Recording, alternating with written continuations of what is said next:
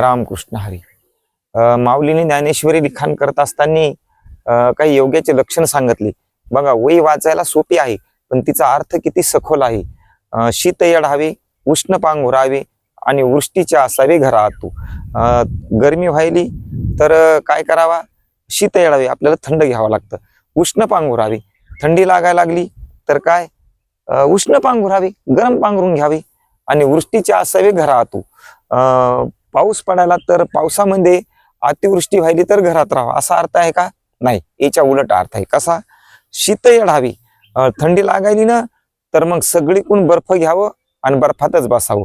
उष्ण पांघुरावी, गरमी व्हायली, ऊन लागायले ना मग सगळीकडून आग पेटावी आणि आगीच्या मध्यभागी बसावी.